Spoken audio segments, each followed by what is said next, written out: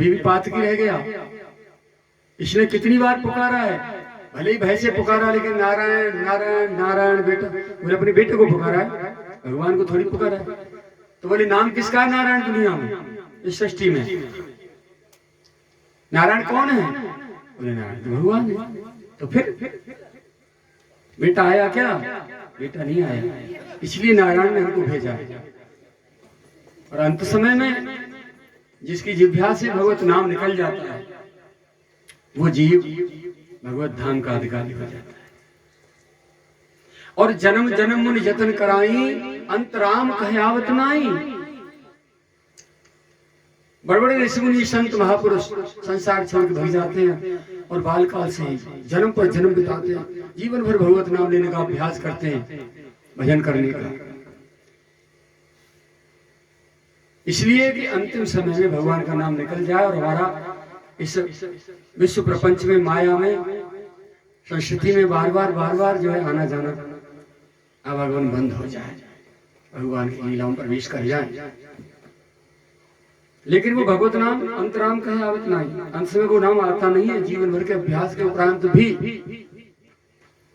और दैवियों से कोई अचानक कहीं भगवत नाम ले रहा हो और आसपास किसी जीव की आत्मा शरीर त्याग रही हो और किसी का कीर्तन लिया हुआ नाम उस जीव के कानों में पहुंच जाए तो उसकी सदगति हो जाती है, भले जीवन भर उसने पाप किया,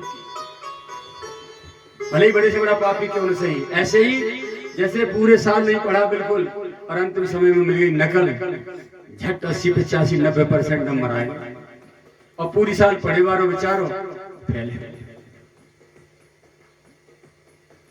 ऐसे ही होय गुणाक्षर न्याय जो पुण्य प्रत्यु अनेक। मुक्ति में, मोक्ष में, कल्याण में बहुत बड़ी बाधाएं हैं, पल पल पे बाधाएं। ऐसे नहीं होता। पता नहीं आत्मा शरीर जब छोड़ती है, जन्मत मरत दुसह दुख होई, जन्म लेने में जो कष्ट होता है वैसा ही शरीर छोड़ने मृत्यु में कष्ट होता है। तो उस समय भगवान की याद आना तो बहुत दूर, अच्छे अच्छे सिद्ध भी शरीर में अटक के रह जाते हैं जब कष्ट होता है। थोड़ी सी चींटी खा जाए या कहीं कोई कांटा चुभ जाए, चीख उठता है, आत्मा चीख उठती है, कष्ट हुआ शरीर को और चीख रही आत्मा। जब उस शरीर से अलग की जाएगी तो कितना कष्ट होगा, अपार असह्य वेदना।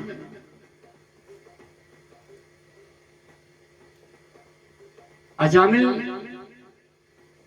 वो वेदना से बचने के लिए जैसे संतजन भक्तजन बार बार जन्म पर जन्म भगवत नाम लेते हैं, वही नाम आज दैवी योग से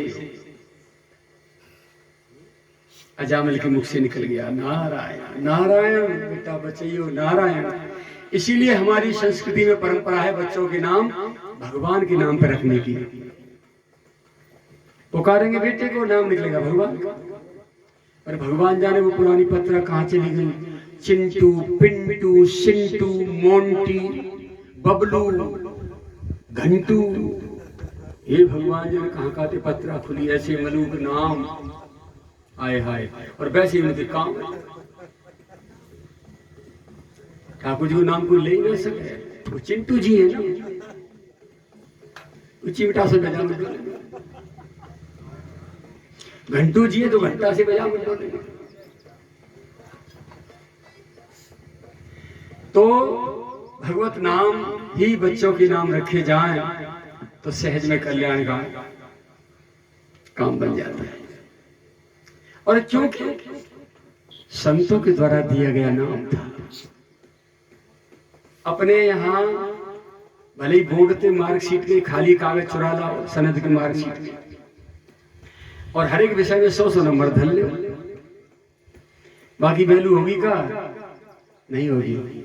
और बोर्ड सचिव के सिग्नेचर और स्टाम्प लग के जो आवेगी, भले 3rd डिवीजन के नंबर है 33%, वो वैलिड होगी। ऐसे ही संतों के द्वारा दिया गया नाम है, वो मार्कशीट है, वैलिड स्टाम्प लगी हुई। और मनमुखी जो ठाकुर जी का भजन है, वो ऐसे ही अपने हाथे नंबर धर लिए। इसलिए सदगुरु प्रदत्त नाम और संतों ने नाम दिया पत्नी को कि अपने पुत्र का नाम नारायण रख ले। उस नारायण के नाम के प्रभाव से भय के कारण पुकारा और भगवान के 4 पार्षद आ गए, मार मार के यमदूतों को भगा दिया। यमदूत भागे दौड़ के यमराज के पास पहुंचे, महाराज क्या हुआ भाई, नहीं लाए, अजामिल को नहीं लाए? अरे देखो पनपटा सुझा दिए हमारे मार मार के। कौन है? भगवान के पार्षदों ने। क्यों पापी को नहीं लाने दिया? बोले उन्होंने कह दिया कि अंतिम समय में नारायण नारायण पुकारा है इसने, और अंतिम समय में जो भगवान का नाम ले देता है उसका उद्धार हो जाता है। वो भगवान विष्णु के लोक का अधिकारी होता, नरकगामी नहीं होता। बोले हाँ ये बात तो है भाई। यमराज ने कही बिल्कुल ठीक बात है। यमराज ने बताई फिर उनको कि किसको तुम्हें लाना है किसको नहीं लाना है नरक में। तो बड़ी लिस्ट गिनाई है भागवत जी में, जिसने ऐसे कर्म किए हो, ऐसे कर्म किए हो, ऐसे कर्म किए हो, ऐसे कर्म किए हो दुष्कर्म, उसको नरक में लाओ। और जिसने भगवान के पाठ किए, पूजा करी है, रामायण पाठ किए, कथा सुनी है, चिंतन किया है, दूसरों की सेवा की है, दीन दुखियों की सेवा की है? और भगवान का ध्यान चिंतन करते करते करते करते सबकी उल्टी सीधी भला बुरा सबका सह लीजिए, कर गुजरान गरीबी में, मन लागा मेरा यार फकीरी में। तो ऐसे जनों को पास में मत भटकना।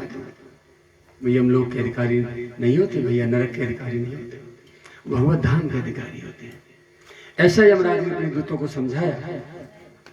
अजामिल इन दोनों की वार्ता सुन रहा था, पड़ा पड़ा भगवान विष्णु के दूतों की और यमदूतों की।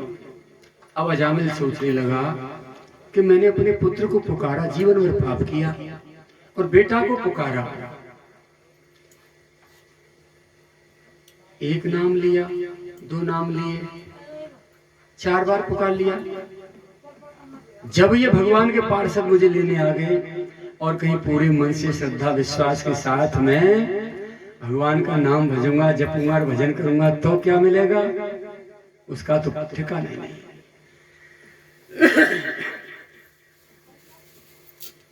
अजामिल ने प्रतिज्ञा कर ली और पत्नी से क्षमा याचना करके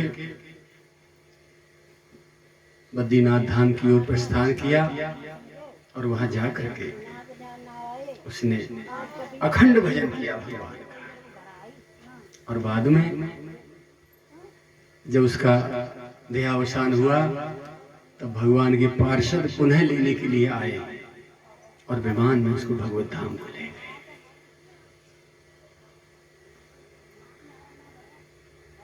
इस प्रकार अजामिलोपाख्यान थोड़ी थोड़ी चर्चा करेंगे। आज राम जी की लीला है, बहुत प्यारी मीठी। मुंह पे जब गाय भी बैठू ना राम कथा में, तो मैंने कई बार राम कथा करी है। 9 दिना करके देख ली, 11 दिना करके देख ली। बाल कांडे से राम जी के ब्याह के ऊपर जाए ना जाए, वो ये तो नहीं कर पाऊं तब तक ये दिना पूरे है जाए। तब मुझे लगी और 7-7, 8-8 घंटा और बोलूं तो मुझे लगी कि भाई प्यारे हो तो 1 साल चाहिए राम कथा हो चाहे कन्हैया की कथा हो। जीवर की गारी ना दई यार तो काहे की कथा है। हाँ प्यारे के जीवर के गुणानुवाद ना गा सके, माड़ी मुक्त कंठ से ना गायन कर सकी तो काहे की कथा है, व्यथा है। तो मैं तो उनकी बहादुरी मानू, 7 दिन में जाने वो कैसे कथा पूरी कर जाए। हाँ गिनी चुनी बात न कह के टुक टुक टुक टुक टुक टुक टुक टुक गई। हाँ ऐसे करते होंगे। अब मैं देख रहा हूँ पहली बार ये 8 दिना को समय मिला होगा, मुँह छलांग मारनी पड़ रही है। पट्टे पे जरूर मुझे ज्यादा लंबी छलांग मारते होंगे। हाँ। और तेरे रंग में रंगा हर जमाना मिले, मैं जहाँ भी रहूं रे बरसाना मिले, मैं जहाँ भी रहूं रे बरसाना मिले।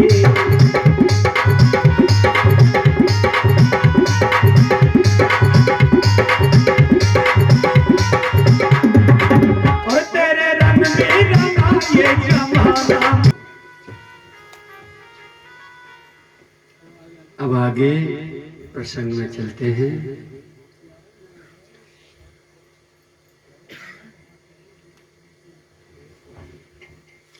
दक्ष के द्वारा भगवान की स्तुति और भगवान का प्रादुर्भाव।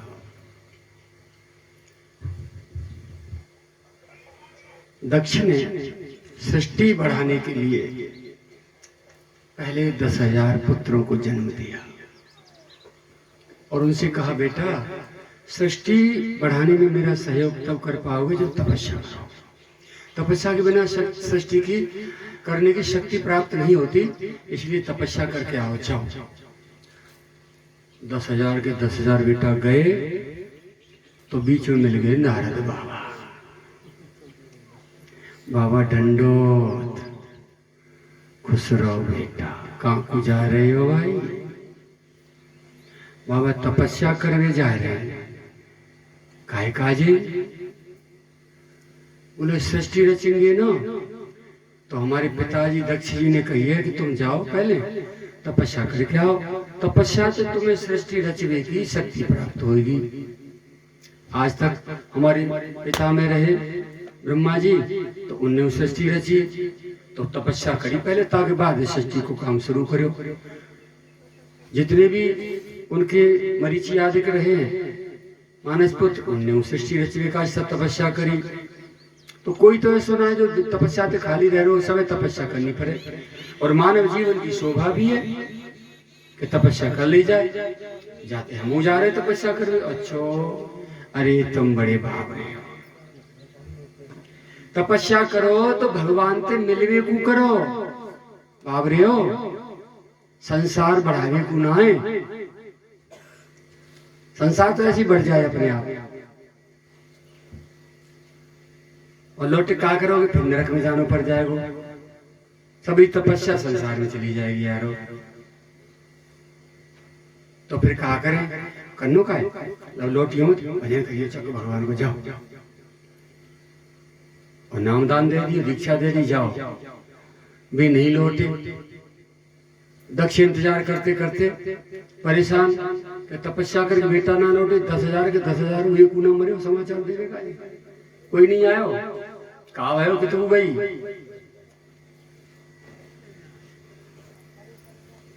फिर उन्होंने 1,000 पुत्र पैदा करे। ऐसे 1,000 पुत्र पैदा करे तो भेव चले तपस्या। उसे नारद जी फिर मिल गए, उन तो वैसी कह दी और भेव बाबा जी बना दिए। अब मत लौटियो, भजन करिए भगवान को। जब लौट कर नहीं आए 11,000, तो बस पता चली दक्ष के नारद बाबा ने तेरा वंशनाश कर दिया भाई। सबने छोरा बाबा जी बना दिए थे। अब तो दक्ष ने जो श्राप दिया कि 2 घड़ी से ज्यादा तुम कहीं टिक नहीं पाओगे। फिर देलियों उपदेश तुम कैसे उपदेश दोगे? नारद जी ने स्वीकार कर लिया। जय हो। वहां व्यास जी लिख रहे हैं, एतावान साधु बाधो ही तितिक्षेते स्वरः स्वयं। स्वयं ईश्वर होने के उपरांत भी, स्वयं सामर्थ्यवान होने के बावजूद भी नारद जी ने ऐसा ही हो, तुम्हारी वाणी सफल हो, ऐसा कहकर दक्ष के श्राप को स्वीकार लिया। खुद भी दे सकते थे लेकिन नहीं, श्राप को स्वीकार। भगवान की भक्ति के लिए पुत्र भेजे हैं, मैंने चोरी डकैती का आज ना भेजे। और ऐसे श्राप तो मेरे काज कल्याणकारी होंगे। मैं बैठ जाऊंगा, कहूँ उपदेशबाजी करते रहूंगा, गिरिराज जी तरह की छोड़ के आ जाऊंगा, रोनी जी में बैठ जाऊंगा तखत लगाए के भगत हो जाऊंगा। दाई दाई कोई सुनो चाहे मत सुनो गाँव। नारद जी बोले बैठ नहीं पाऊंगा, 2 घड़ी रुकियो और आज खुशी लइए और श्रीमन्नारायण चलते बने। तो संसार छाया में नहीं आवेगा, तो श्राप का रहे तो वरदान है हो मेरे का। नारद जी ने स्वीकार लिया। उसके बाद दक्ष जो बहुत रुष्ट हुए, तब फिर ब्रह्मा जी के कहने से उन्होंने 16 कन्याओं को जन्म दिया। फिर वो बांटी गई। कौन को बांटी? जाना बताऊंगा। क्या बताऊं? ना बता रहा हूं। इनकी कहानी कभी भी रह जाऊंगा। और राम जी कथा कहनी है आज। हाँ। तो उन कन्याओं को वंश चलो आगे, तब जाके सृष्टि बढ़ी। इसके बाद एक बार रामायण में तो ओतप्रोत आद्योपांत प्रारंभ से अंत तक भगवान श्री राम जी की लीला है। पूरा जीवन चरित्र है उनका, कहाँ कहाँ कैसे कैसे क्या क्या हुआ। लेकिन श्रीमद् भागवत जी में तो अनेकों चरित्र हैं, अनेकों चरित्र हैं। कोई एक कथा नहीं है पूरी भागवत जी में। अनेकों चरित्र क्यों है? राजा परीक्षित के द्वारा अपराध हुआ तो वो कोई रोड छाप साधु तो थे नहीं। जितने बड़े थे चक्रवर्ती सम्राट थे, उनको समझाने के लिए जहां जहां से जो जो उदाहरण सुखदेव जी को प्राप्त हुए, उनको संतुष्ट करने के लिए उन्होंने इकट्ठे करे। और वही सारे के सारे उदाहरण आज श्रीमद् भागवत महापुराण के नाम से हमारे बीच में है। एक बार देवराज इंद्र की सभा में रंगल मंगल उड़ रहा था खूब। देवगुरु बृहस्पति जी पहुंचे वहां। इंद्र को होश ही नहीं, न उनका स्वागत किया, न सम्मान किया, न बैठने को कहा। वो डूबा था उसमें रंगल मंगल में। देवगुरु बृहस्पति उनको श्राप देकर चले आए, जाओ गुरु को अपमान किया है, तुम्हारा ईश्वर श्री संपत्ति नष्ट हो जाए। ये बात दैत्य गुरु शुक्राचार्य जी को पता चली।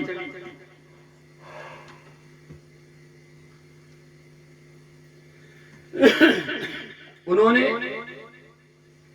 अपने चेला चपाटे जितने दैत्य थे सबसे कह दिया कि चढ़ाई कर दो, स्वर्ग पर अब तक लग जाएगी। क्योंकि देवताओं के पास अब कोई ड्राइवर ना गाड़ी को। उनके गुरु रुष्ट हो गए, उन्हें छोड़ दिए। इतने जो है स्वर्ग पर चढ़ाई करने का असुर तैयारी कर रहे दैत्य दानव, उतने इंद्र को पता चला। इंद्र दौड़ के गया तुष्टा देवता के पुत्र विश्वरूप के पास। उनसे कहा कि तुम हमारा गुरुत्व स्वीकार कर लो। हमारे गुरुजी नाराज हो गए जब तक के लिए। बोले भाई आने पर तुम्हारे गुरुजी नाराज और ज्यादा होंगे।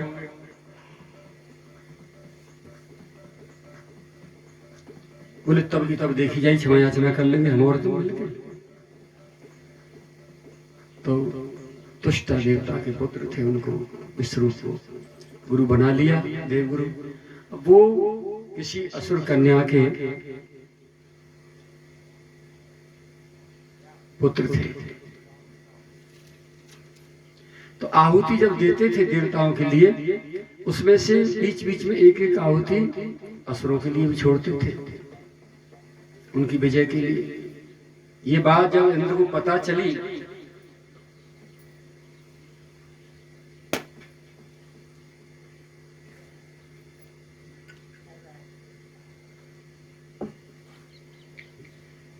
जब देवराज को पता चली तो उसने विश्वरूप का सिर काट दिया,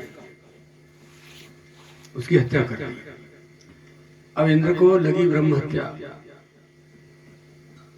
तो विश्वरूप के पिताजी ने उसको श्राप दिया कि तू शांति से नहीं बैठ सकता,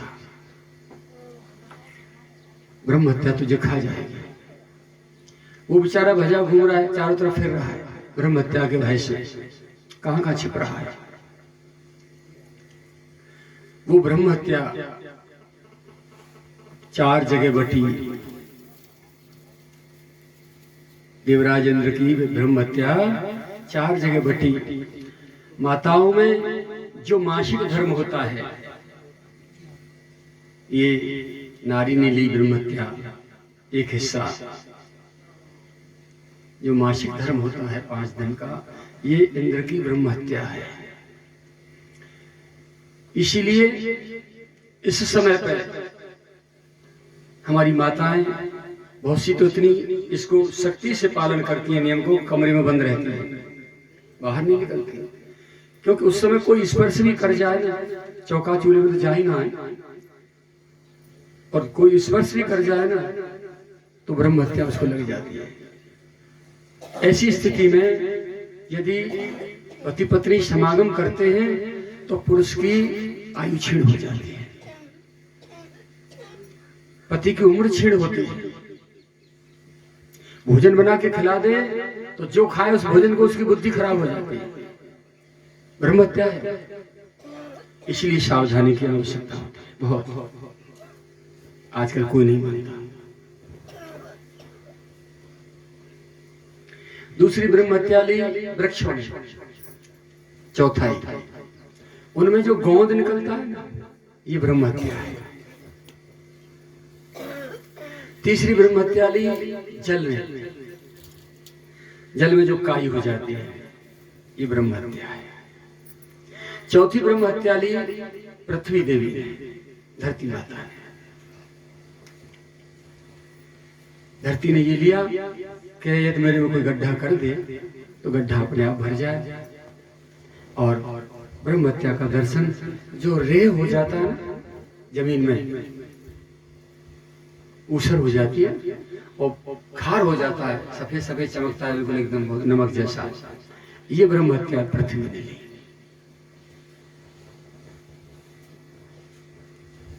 नारी ने ब्रह्म हत्या स्वीकार की 5 दिन की, तो नारी ने कहा हमको मिलेगा क्या जब आप आपकी ब्रह्म हत्या स्वीकार कर लेंगे? तो बोले इसके बाद आप मां बनेंगे, आपको संतान उत्पत्ति का सौभाग्य प्राप्त होगा। वृक्ष को जब वृक्ष ने कहा ब्रह्म हत्या लेके गोंद, बोले जो गोंद निकलेगा वो औषधियों में काम आएगा तुम्हारा, और जो हिस्सा कट जाएगा वो भर जाएगा अपने आप वृक्ष का। जल की काई, जल देव वरुण देव ने कहा भाई हमको क्या मिलेगा? तो बोले जल में जो गंदगी होगी काई बन के बाहर आ जाएगी, फिर एकदम स्वच्छ निर्मलता आपको प्राप्त होगी।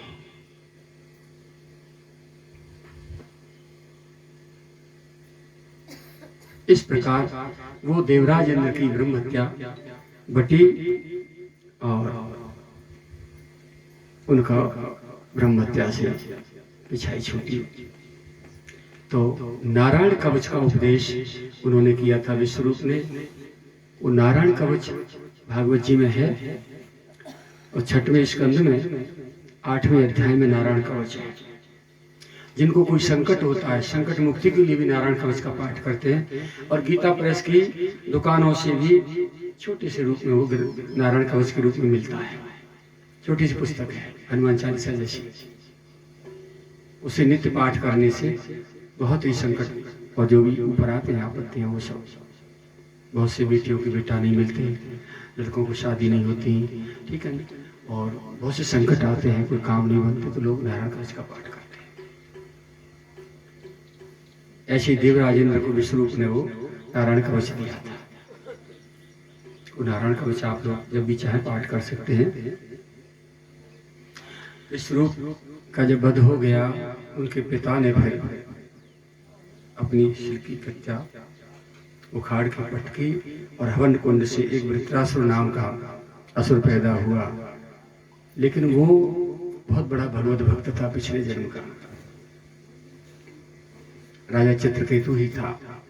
वृत्रासुर बन के आया तो उसने देवराज इंद्र पर चढ़ाई की, और हाथी, ऐरावत हाथी और उसके वज्र समेत वो निगल गया इंद्र को।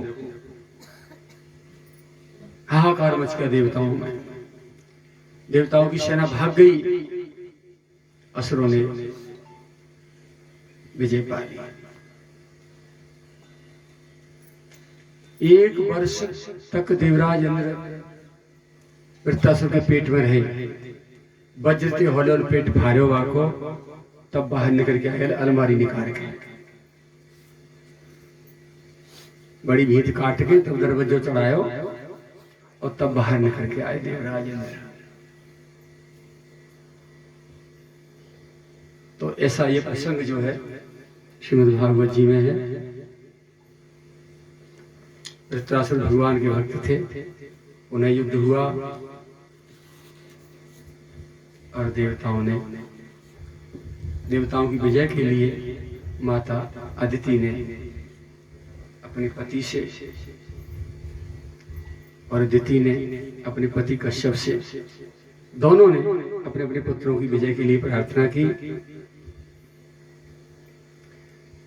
जब देवता हार गए तो माता अदिति ने फिर कश्यप जी से प्रार्थना की कि आप मुझे कोई ऐसा व्रत उपवास बताइए और ऐसा मुझे पुत्र प्राप्त हो जिसके परिणाम स्वरूप कि वो इन देवताओं को परास्त कर दे।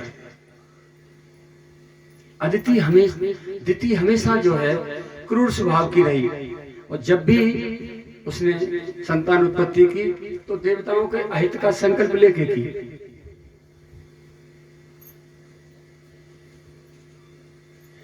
तो वहां पुंसवन व्रत कश्यप जी ने बताया,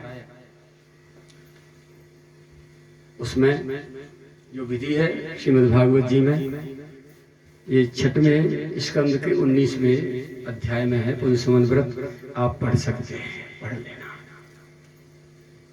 कोई भी कार्य जो है रुक रहा हो उससे सफलता मिलती है। अदिति का जो नियम दिया था इस व्रत का वो भंग हुआ था। उसके गर्भ में जो बालक था उसके 7 टुकड़े किए और वो 7 बालक बन गए। इंद्र जो अंगूठा के बराबर आकार लेके सोती हुई अदिति के गर्भ में प्रवेश कर गया और काटे तो 7 टुकड़े हो गए। फिर 7 के 7 टुकड़े करे, 7 7 49 हो गए। वे फिर 49 बालक बन गए। देवराज ने सोची और ज्यादा काटूंगा तो और ज्यादा है जाएंगे ये तो उन बच्चों ने घर में ही देवराज से प्रार्थना की, भैया हम आपके मौसेरे भाई हैं, आप हमारा वध क्यों कर रहे हैं बार बार। बोले भाई आपकी माता ने मुझे परास्त करने के लिए और मुझे मारने के लिए ही तुमने घर में धारण किया है, इसलिए मैं तुम्हें घर में ही नष्ट करने का प्रयास कर रहा हूँ। बोले हम वचन देते हैं, हम हमेशा आपका पक्ष लेंगे, हम आपका ही पक्ष लेंगे, हम आपको मारेंगे नहीं, हम आपकी सेवा करेंगे, आप जो कहेंगे जैसे कहेंगे हम वैसे आपके साथ रहेंगे। हम अपने और असुर भाइयों के साथ कभी आपके विरोध में नहीं लड़ेंगे। चलो ठीक है, छोड़ दिया। इस प्रकार वे 49 प्रकार के पवन बने, चले मरुत 49। ये कथा यहाँ आती है। वृत्रासुर का पूर्व जन्म राजा चित्रकेतु की कहानी श्रीमद् भागवत जी में है। अब 7वें स्कंद में प्रवेश करते हैं। युधिष्ठिर जी और नारद जी का संवाद है। जय विजय की कहानी युधिष्ठिर जी ने श्री नारद जी से पूछी है। उनका पूर्व जन्म आप पहले सुन चुके हैं, इसलिए यहाँ चर्चा नहीं करेंगे। अब हिरण्यकश्यप तपस्या करके आ जाता है। तपस्या के लिए जब गया था तो गर्भ में बालक था। देवराज इंद्र ने देखा कि राजधानी सुनी है, इस समय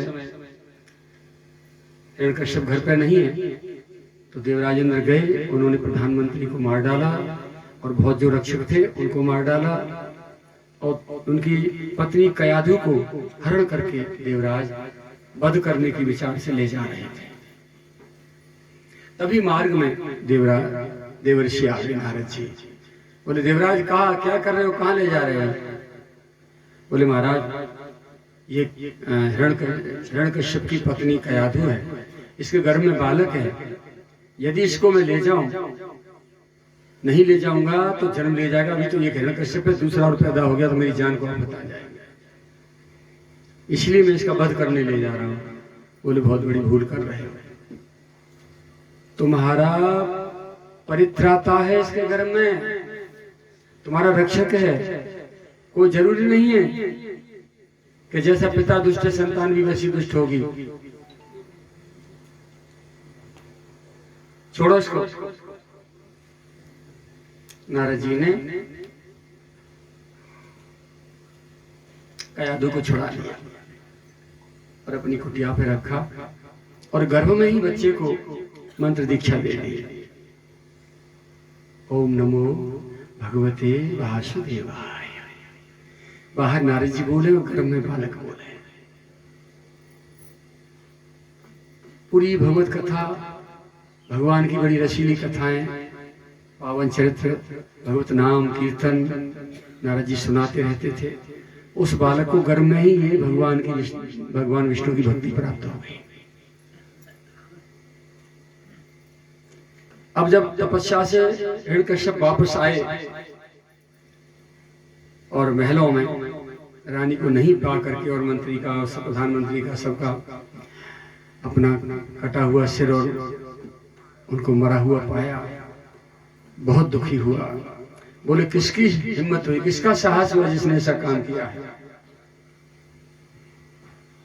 तब अन्य सेवकों ने बता दिया कि देवराज इंद्र ने ऐसा किया है। अच्छा, मेरी पत्नी कहाँ है? वो तो गर्भिणी थी, क्या उसको ही मार डाला? बोले अपहरण करके ले गए, पता नहीं क्या किया।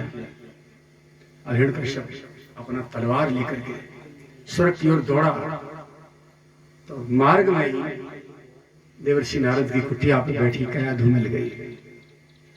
अरे कयाधु तुम यहाँ?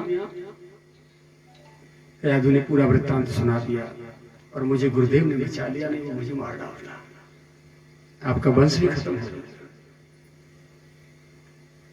देवर्षि से मिले, गुरुदेव आपकी बड़ी कृपा हमारे ऊपर रही, आपने हमारी पत्नी और बच्चे को बचाया, हम विशेष आभारी हैं आपके। अब आप कृपा करो और पत्नी हमें दो, हम ले जाएं। भैया ले जाओ। कयाधु से पूछा, कयाधु बोली नहीं भाई अभी नहीं, इस बच्चे को जन्म यही हो जाने दो बाबा कुटिया पर, इसके बाद ले चले। बोले तुम्हारी जैसी इच्छा। तो कयाधु कुमार प्रहलाद जी का जन्म नारद जी की कुटिया पे हुआ। भागवत जी में और रामायण में, अन्य ग्रंथों की तो जितने अध्ययन नहीं किए उनके नहीं पता, लेकिन ये 3 लोग हैं जिनको भक्त शिरोमणि की उपाधि दी गई है। भगत शिरोमणि भरत ते जनि डरपहु सुरपा। रामावतार में भरत जी को भक्त शिरोमणि की उपाधि से विभूषित किया गया।